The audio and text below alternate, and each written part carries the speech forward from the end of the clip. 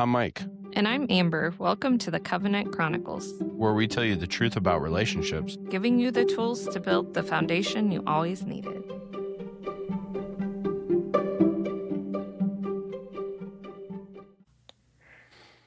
Hello, and welcome back to the Covenant Chronicles. We're back. I don't sound ridiculous anymore, I think. No, you don't sound like you're dying. That's good. Although this dog over here sounds like he dying. He'll be fine. This dog. So what are we talking about today? You just came up with something random, so. Yep, about 10 seconds before the podcast started. Yep. I want to talk about showing up for yourself differently or choosing yourself differently and how that actually looks in a relationship, the way that that shows up, I guess, outwardly when you make those internal changes. This stems from a quote that I read, I believe it was yesterday now, in one of the groups I'm a part of, or an academy. And it's from one of the coaches, actually. And what's really interesting about this is this academy is about self-improvement, but it is more about self-improvement in the sense of getting your health together as well as like financial side of things, right? Mhm. And so this is a bit interesting because this specific coach has actually posted some stuff inside of the group recently that is relative to energies, a lot having to do with masculine, feminine energies from the woman's perspective, as well as how that links to decision making, your growth as a person, your finances as a woman, and your role and all that. And there's been all these different aspects of it that's been really cool to see unfold. But this specific quote, I believe, impacts a lot of relationships nowadays, and just what you see a lot of right now. This is from the woman's perspective. And so I wanted to read the quote and then also talk about, our thoughts regarding that, but also from the man's perspective and the man's side of this. And basically kind of talk through this because it is extremely prevalent to relationships. And I've seen it over and over, even in my own past, when I was in certain places in my life. And I feel that a lot of both men and women can relate to this. So this is by a woman named May. I did not make this quote, just so we're clear on that. And it essentially says this. It says, the power of choice. A hypermasculine woman is often not empowered. She's over-functioning because love once required performance. When approval came through achievement, strength, or doing it right, the nervous system learned love is earned. So she became capable, independent, reliable, not because she wanted to, but because she had to. Unhealed, this pattern attracts men who mirror the wound. Emotionally unavailable, inconsistent, hard to reach. The non-committal man that will date you for years, but never put a ring on it. Because subconsciously, that still feels like love. The shift isn't about being more feminine. It's about no longer performing to be chosen. When a woman stops earning love and starts expecting consistency, her feminine softens naturally. You don't relax into your feminine until you no longer have to prove your worth, and you won't be chosen differently until you choose yourself differently. And, it's interesting because as I read through that, I see so many parallels to so many relationships out there, especially from the woman's side. But, we've talked before about as you heal and as you go through, your own stuff, and as you really figure out who you are and understand who you are, and um, continue to work on those inner things within yourself, the way you show up is different and therefore attracts a different person, Mhm. right? It makes, if you're in a relationship currently, a long-term relationship or a marriage, and there's this loss of attraction between you two, especially if she's not attracted to you anymore, or it can be vice versa, right? A lot of it may have to do with how you're showing up.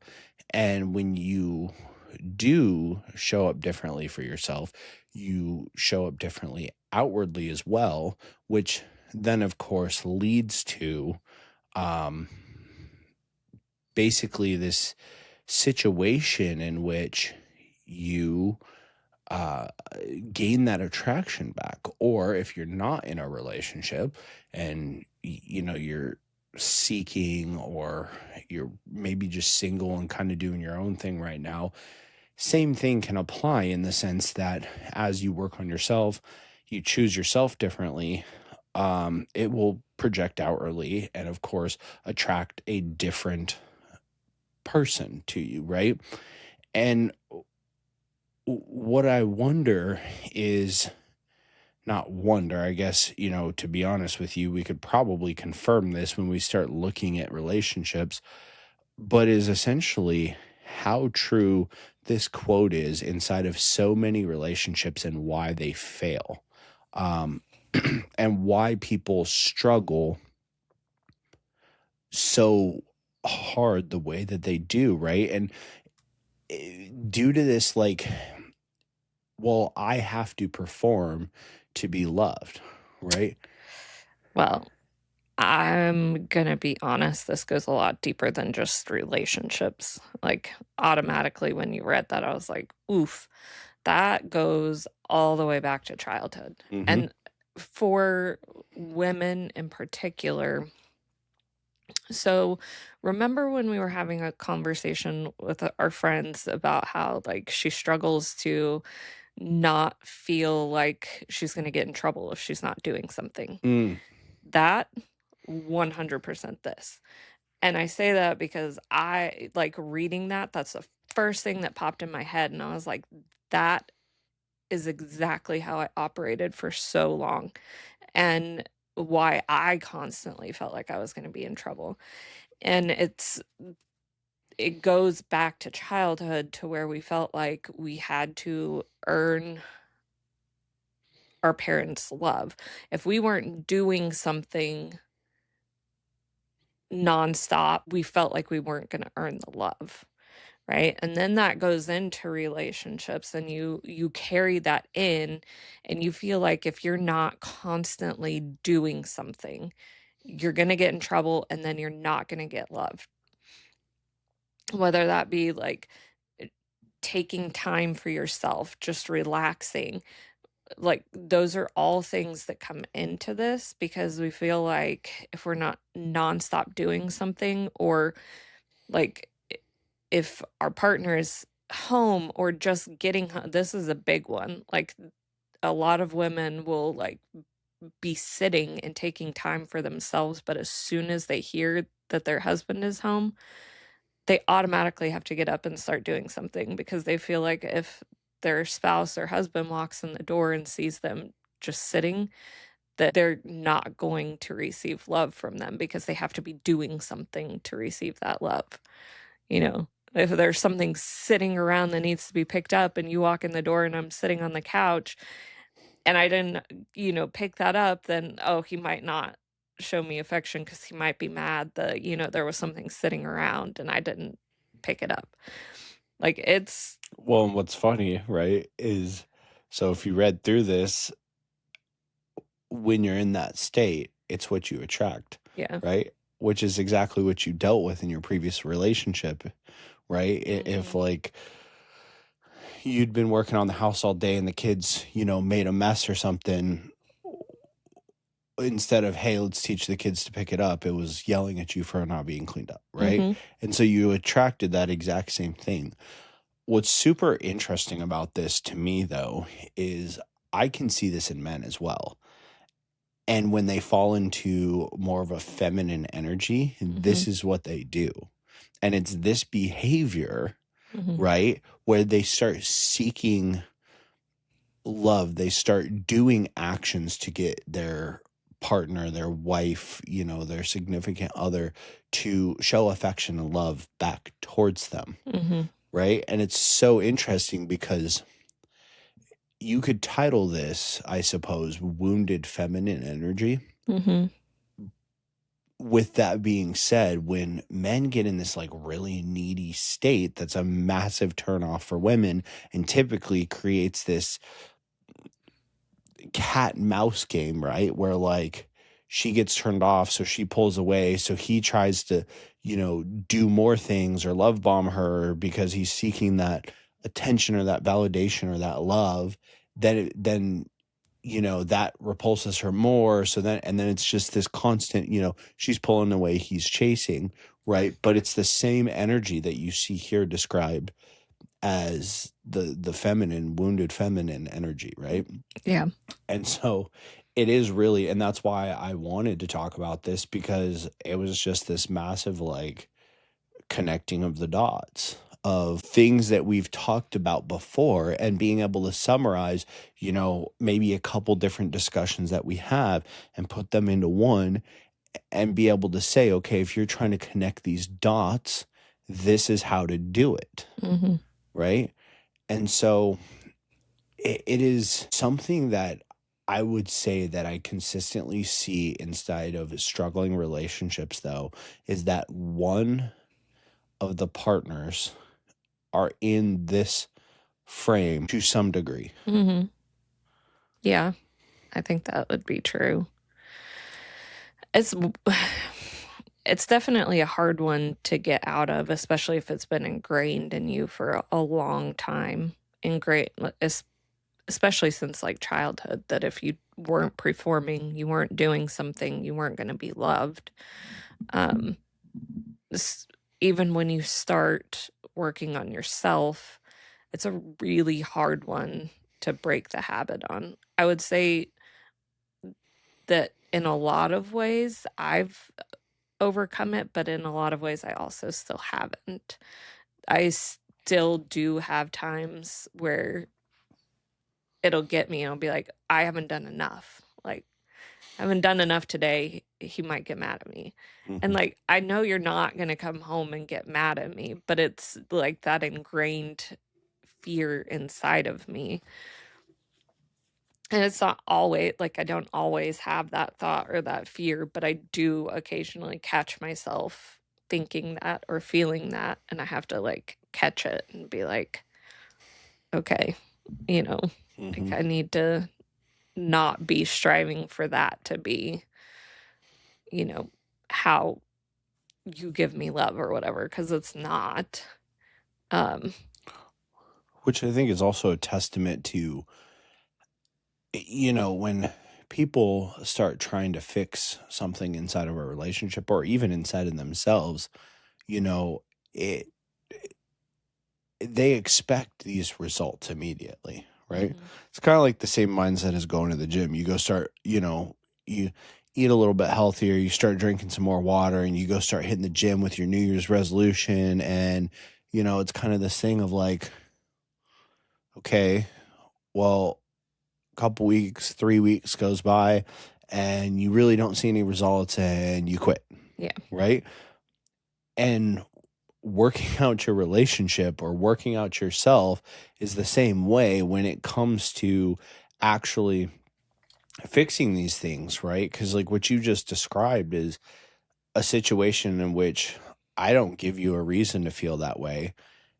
And, in fact, I would almost argue that it's not always been perfect, but we tend to fall on the side of like encouragement and thankfulness towards each other, and we remind each other pretty much every day, that we're thankful for each other or we appreciate the other one or that sort of thing, right? And yeah, even with all that, and I believe that we could be better at that, but it's all in comparison to, right? Because in comparison to probably 99% of relationships out there, we do a lot more Yeah. than most, right?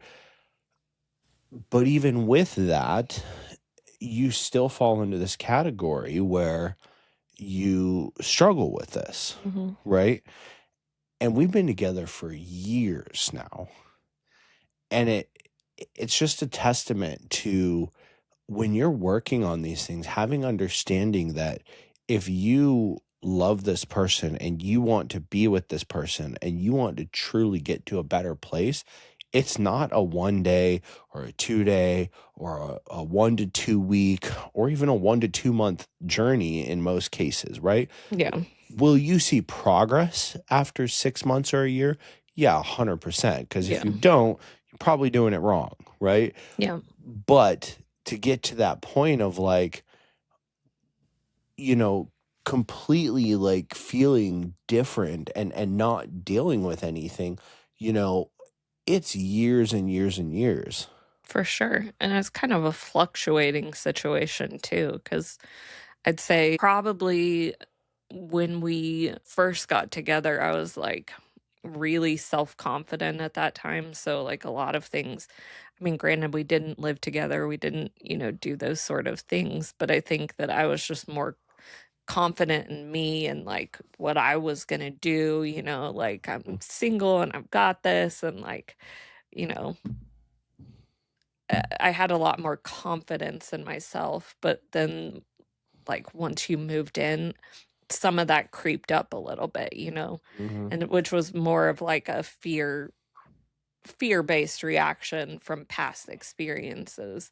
But that's where when we talk about this, like, it is ever evolving. Like, it's not just, you decide that you're not gonna do this anymore and tomorrow you're all better. Like, it does take some time, and once we got more grounded in our relationship, a lot of that has gone away, but, there's still times, like, maybe we just aren't super connected, and that'll pop up again, and I'll feel like I need to start, performing more or whatever the case may be to, like, resolve the connection issue, Hmm. when that's not what the issue is. But, those previous things and fears can pop up at random times. So it really isn't just like going to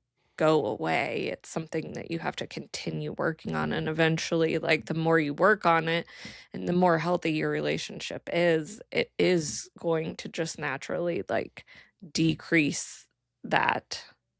And you're going to flow in your feminine energy more, or masculine for guys. But it is something that takes time and energy working on it. Yeah. I mean, it's crazy that, I said this in relation to, you know, re- religion or like biblical stuff. And, I had mentioned how, for example, when we, how would you say it? Like when you go to school, for example, right? You go to school and you're learning some new trade or degree or whatever have you, right? And when you go to school and you learn something, you show up in the classroom and you hear from your instructor, but then you also, will go study these books and then you also learn about it. And then you go out in the world and you practice it and you get better at it and you learn about it on your own and you study it on your own and you get better. And, sometimes you'll take these renewal courses or depending on the field that you're in, maybe you have regular, continuing education units or whatever have you. And what's really interesting is how we're so incongruent in our lives where we apply those principles to the things that we deem important, Mhm. right? And y- one of my mentors talks about that all the time, right? It's being honest with yourself. Like, what do you deem important? Oh, well, this is important. I'm passionate, or I'm passionate about this. I'm passionate about that. I'm passionate about my career. I'm passionate about, my religion. I'm passionate about my hobby. Mhm. Are you? Or do you make it important? Mhm. Right? And we talk about that because that's the thing, is in our lives, we like to say we're passionate about so many things, but we don't actually make them important. And it's really interesting because, it's the same thing with like religion, right? In a lot of cases, you see it a lot in like Western culture, inside of the United States mainly. And they people will all claim religion, right? And to some degree, right? I think probably if you looked up some statistic, and I don't have it offhand, that if you looked up, how what percentage of the US population identifies with a religion, I would be willing to bet it would be a pretty high percentage, right? Mhm. But how many of those people actually make it important and practice in that way, right? And relationships are the same way, in the sense that, like, well, we deem our career important. We go to school to learn about our career. We then do our own self study. We then practice it. We then go out in the real world and do it. Then we practice more. Then we continue to, do continuing education units. But then the person that we spend the rest of our life with, we just wing it, right? Mhm. Yeah. And we don't look at these things. We don't study these things. We don't seek the knowledge in these things, seek the knowledge of how to fix these things, right? Mhm. And it's so interesting because this us talking about this and how you're showing up for yourself and how you're choosing yourself inside of your relationship is gonna create a mirror, right? And just set a mirror, like a full body mirror, set that in front of yourself, right? And look at that, and that's your relationship, Yeah. right? And people don't like to talk about that because, we love to say things, just like religion. How many people show up to four walls and a roof on a Sunday to hear somebody talk in front of them and nod their head for an hour and a half, or 2 hours, to leave and not practice any of it throughout the week, Yeah. right? And this is the same thing inside of the relationship, in which, we don't want to look ourselves in the mirror. We don't want to admit, well, this is whatever. And we love to point the finger at the other person, Yeah. right? But if you're not choosing yourself, if you're not showing up for yourself, if you're not choosing to learn about yourself and learn about relationship, learn about why you do certain things, why they do certain things, where that comes from, why this pattern has been created, right? Mhm. Are you really choosing your relationship? Yeah. I mean, even today, you sent me a text about something. You figured out something that you were not doing great, and you figured out a way to um, create a system to help you with that, basically. Mhm. And m- my response to you wasn't like, yeah, you've been fucking up, Mhm. like my response was like, this is why I love you. Like, this is one of the things that I love about you is that you tend to deep dive and figure out, like, if you feel something is wrong, why it's wrong and what's wrong and how you can fix it. And then you actually fix it. And You want to just read it? Because they probably think we're lying. They think we'd be making up all the stuff that we do. You know, oh, it's great that you guys talk about this stuff. That's a fairy tale. No, we practice it. I mean, you can. Says, You know what I love about you? That you're constantly evaluating how you're moving and behaving, and you adjust when you can see that something is wrong. I feel like it's something we do really well together, and an aspect I really love about you and our relationship. Yep. That was my response to what you sent. So I think that when you can start adding that piece to your relationship, like it really does change that dynamic. You are able to do that, I think, because you tend to stay in a healthy masculine state. So Hmm. you're trying to be observant of who you are. And because of you doing those things, like you telling me that didn't make me be like, oh, you're messing up, whatever. Like, I literally just smiled when you sent me that because it makes me feel safe, Hmm. e- like emotionally and physically, knowing that you are able to figure things out and make adjustments. And I just know like that consistency is going to be there, right? Hmm. Which I think is a big thing for the dynamics of that masculine feminine energy. So in that, like when we talk about that quote and feeling the need to be loved, like having to do something to be loved, basically, that's where it starts cutting that out, and you don't feel like you have to do that. Like I don't feel like I have to show up in that manner because I feel that consistent energy, Hmm. right? Well, and we can talk about it from both sides of the fence, right? Or both perspectives. And there's ways that, like, as the woman, you should be doing and showing up for him. There's ways that as the man, he should be showing up for you.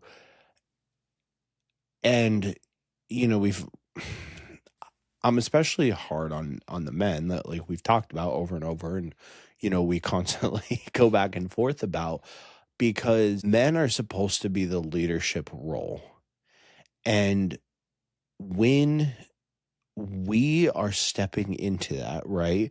If you've never healed that side of you, one, more than likely you're not going to attract a guy that's like truly sitting in his frame, because he's just not, like, he doesn't necessarily have the time or want to take the time to deal with that, as rude, I guess, as that sounds.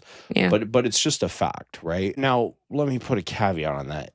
If you are at the base level of, like, you're still acting this way and you have no idea, right? If you have identified it and you're working on it, that is different. That doesn't mean that, oh, if you haven't perfected it, this, that, and the other. But with that being said, in that situation, a man that's in that place can help heal that and continue to help, you know, bring that out of you and bring out the different side of you, right?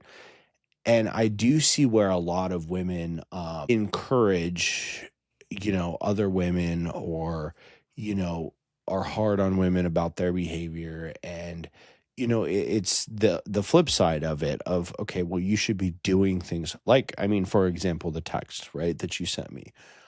What I'll say about that, though, is that it tends to be a dynamic in which both parties have a role, and you're either going to have a situation in which both parties are self-aware, both parties do their best to work on themselves, and they continue to flourish and grow together.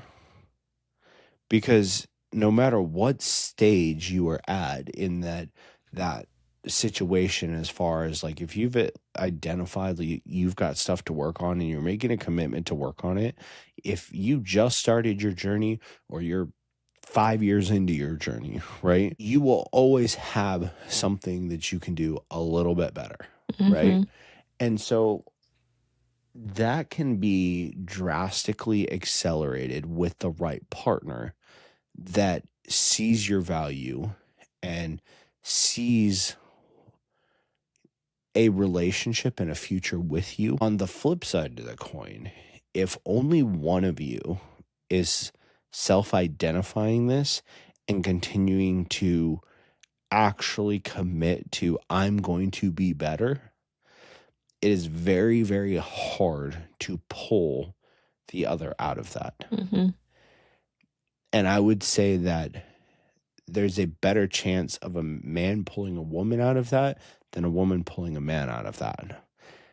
Probably, yeah. And that being said, you just have to be prepared of part of choosing yourself differently, and part of what makes like our relationship so strong, I believe, is not that we rely on each other in a codependent way, but the fact that we both are willing to walk away if it really came to that, Mm-hmm. yet we choose each other every day, and we choose to show up better for ourselves every day. Mm-hmm.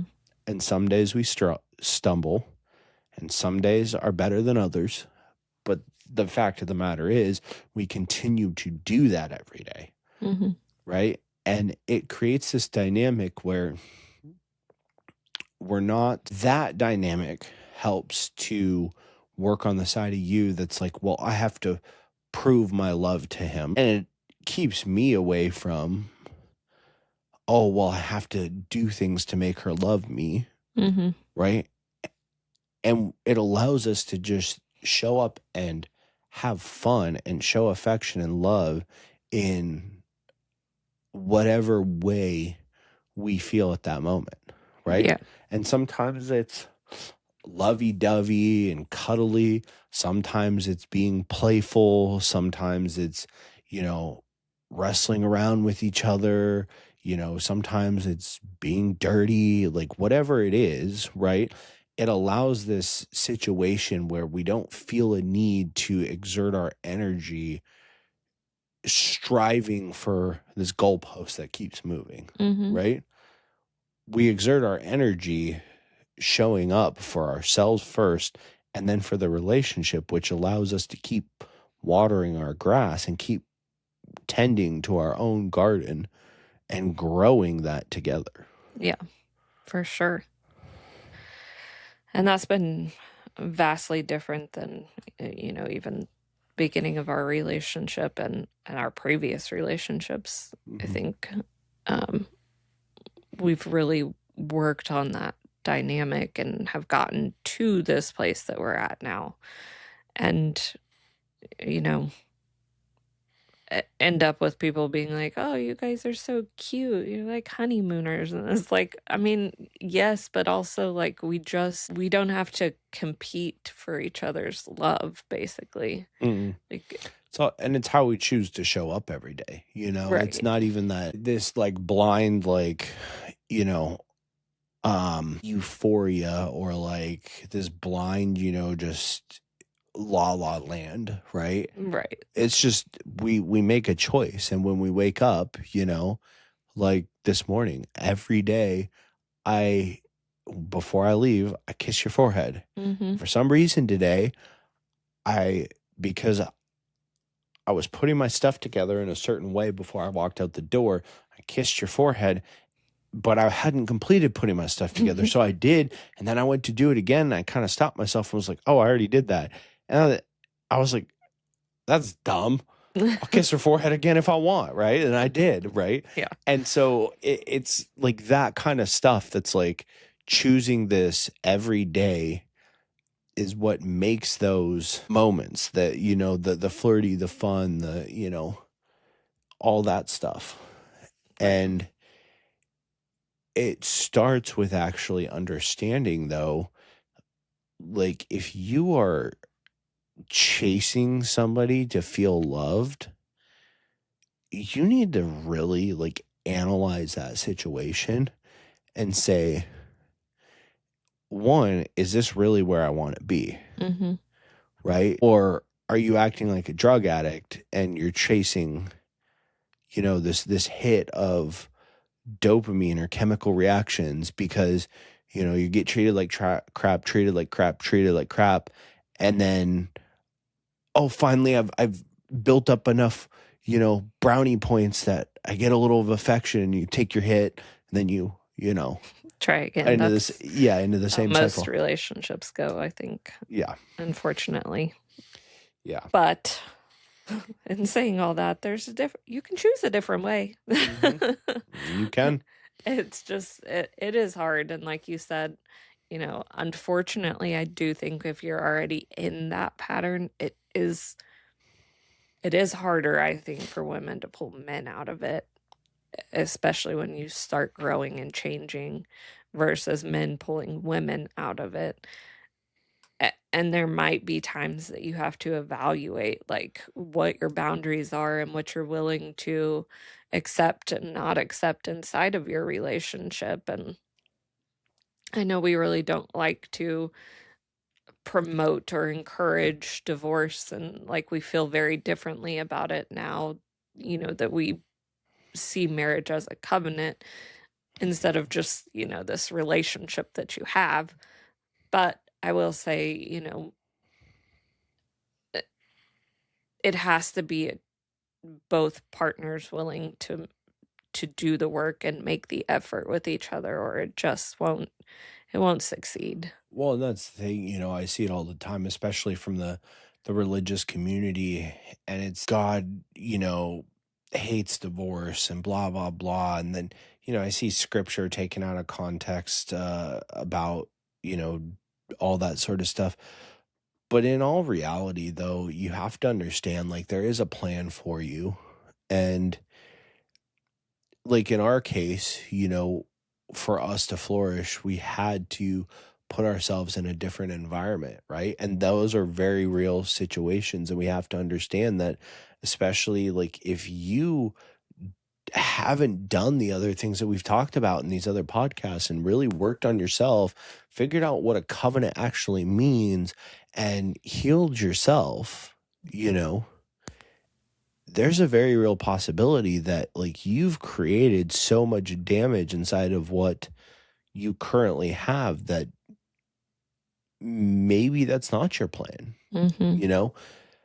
But the reality is also the flip side and the encouraging side is I feel so many people feel stuck or in this roundabout, right? Because of the symptoms or the consequences, right? Yeah, the outcomes Mhm. of the condition because they don't understand the condition. And Mhm. the truth is, and the reality is that going and seeking, and to be honest with you, it's ironic because we're doing a podcast, but like just listening to a few podcasts isn't going to fix it, right? Mm-mm.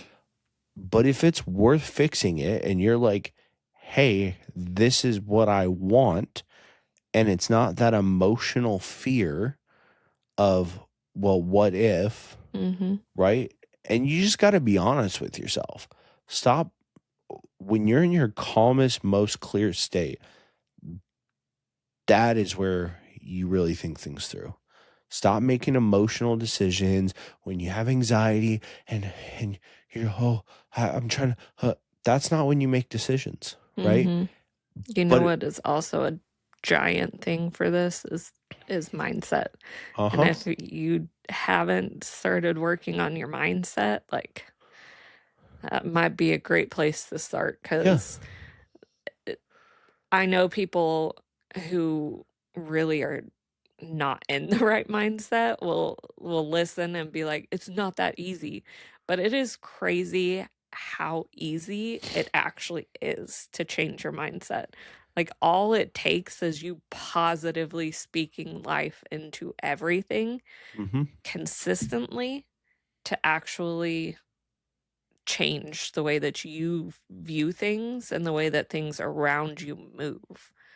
We talk about it all the time. Jesus talked about it 2,000 years ago. Now science calls it NLP, right? Like Yeah. it's the same thing. And if you're constantly telling yourself like that, that's another thing. Like I'm going to tell you right now, if you're constantly thinking about or saying your partner is doing something wrong instead of looking internal about what you're doing wrong, Mhm. it's not going to work. Yeah. Straight up. I mean, it just won't. You're going to chase your tail and you're going to put on this fake half trying, Mhm. you know, mask of, well, I'm doing everything I can. No, you're not, Yeah. you know, because if you were, it would be about you. Because when you stop worrying about them and you worry about you, what are you doing wrong? Mhm. What can you improve? How can you choose yourself differently? How can you choose to love differently? How can you choose to show up for yourself in the relationship differently? Mhm. And if you change that and you keep growing genuinely, see, that's the funny thing. Is like when people like with the statements we just said about, maybe this is a possibility or it is fixable. Mhm. And people are, oh, well, how do I know? Stop worrying about it. Mhm. Focus on you. Because I promise you, if you show up and you truly are like continuing to be better, Mhm. one of two things is going to happen. It's going to start going the opposite way. And by you showing up, it's going to in a better, more loving way. And you showing up better for yourself and choosing to love yourself more and love them more and just really genuinely be a better person and change your mindset and how you view them. And you start looking at the positivity in them all the time and it pushes them away.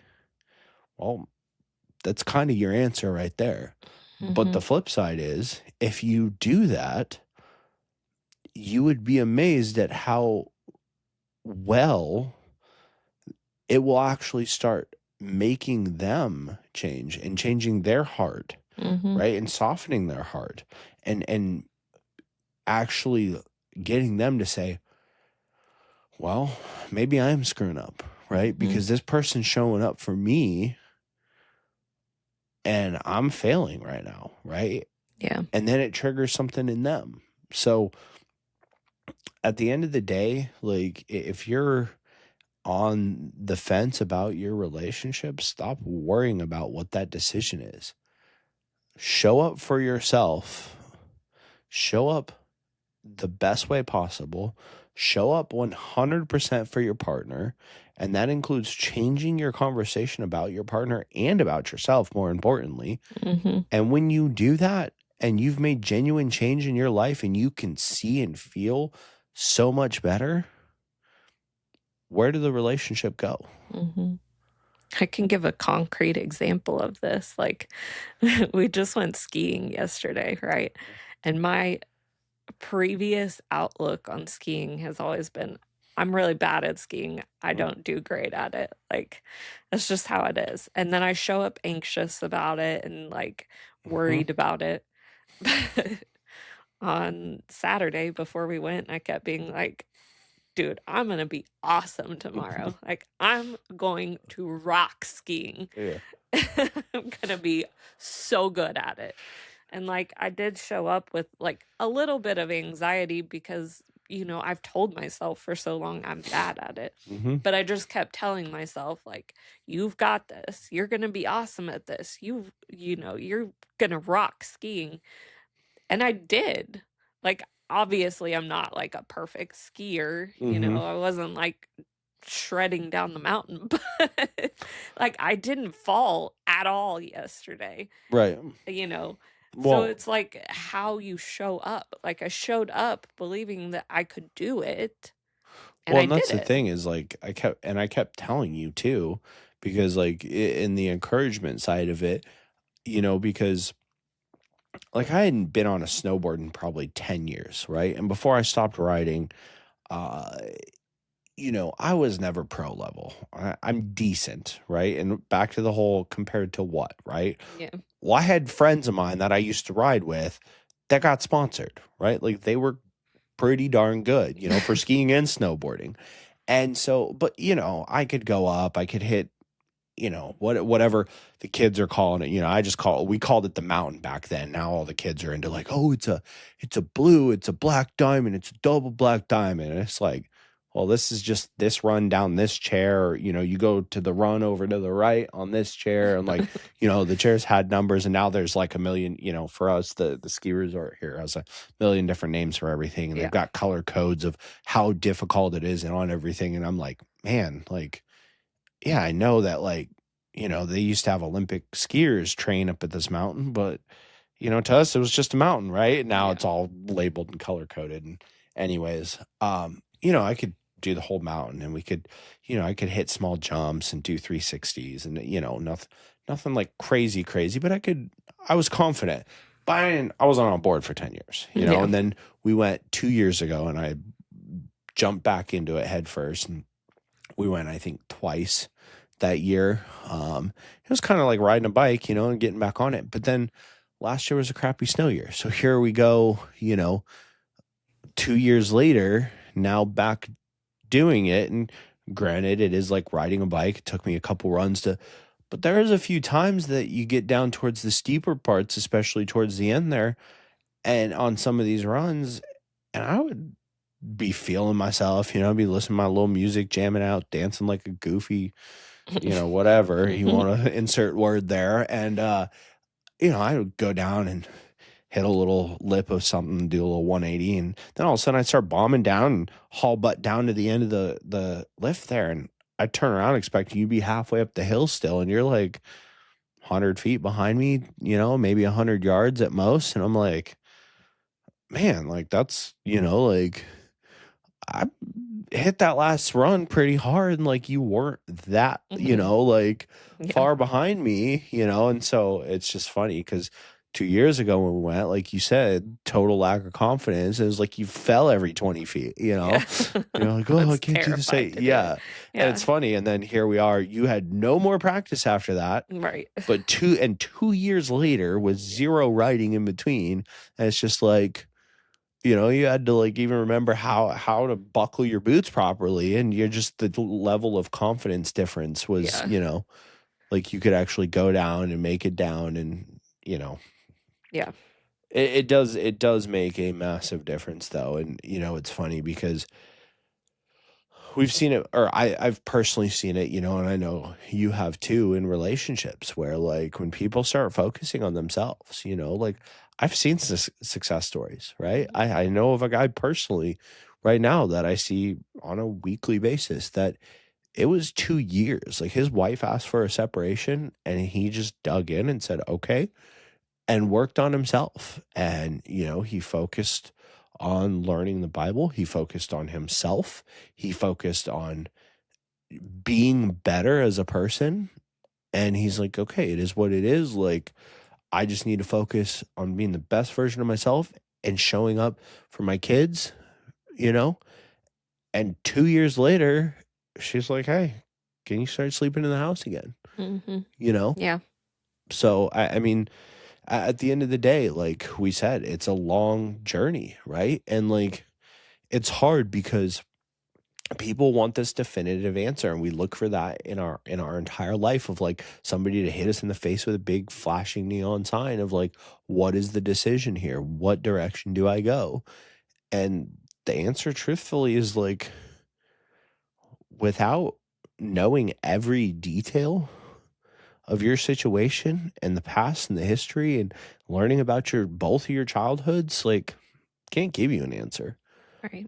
But what we can tell you without a doubt is start choosing yourself differently, start showing up differently for yourself, start showing up differently for your relationship, and change your internal conversations. And Mhm. whether it's a month or two or a year or two, that will create the path that you need to be on, Yeah. and it will go where it needs to go. 100%. Well, on that note, we do usually give them something to do, but I was just thinking, I have a great one. well, We can do yours too, but I was just thinking, so you just added the relationship quiz That's to our exactly what I was thinking. yeah, Yeah, we're to on the our same page. website. See, And so if you go to thecovenantchronicles.com, put that in there because if you type just Covenant Chronicles, it goes to some weird page and yeah. it's not bad. It's just I don't know where it takes you. I've done it before. So You gotta have the the in there. CovenantChronicles.com. At the very top of the page will be some options for you. And I believe, does it say relationship quiz? Yep. It says, well, hold on. It says relationship audit specifically. Relationship audit. So the deal here is if you're on your computer, it's at the menu bar at the top on the right hand side of the screen. If you're on your phone or a tablet, it's going to have the 2 or 3 little lines, little menu lines. Everybody should know that that's a menu. It's on the left hand side or right hand side, depending on what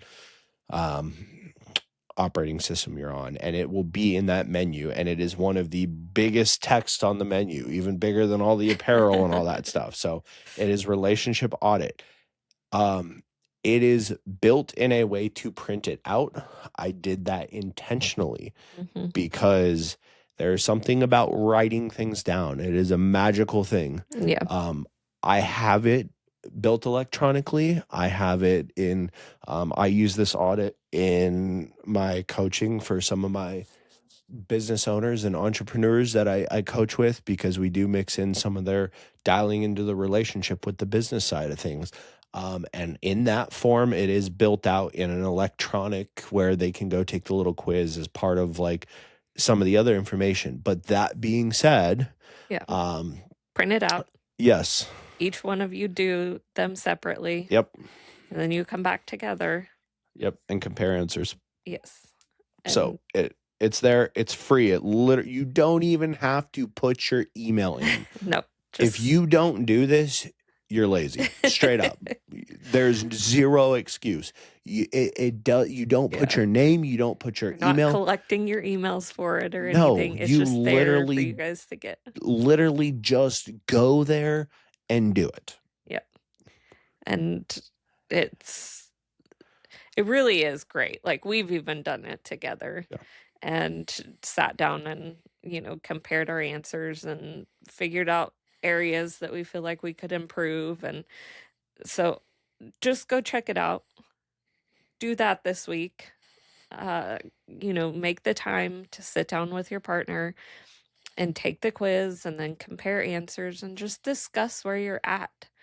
And it'll give you very clearly an answer into areas that the two of you can work on yourselves individually or together and just make a plan and create some results that you want to see from that audit and move forward. So there you go. That's what you need to do. That is your action step this week. Go download it and print it and do it. Yeah. That's it. Catch you next time. All right. Bye, guys.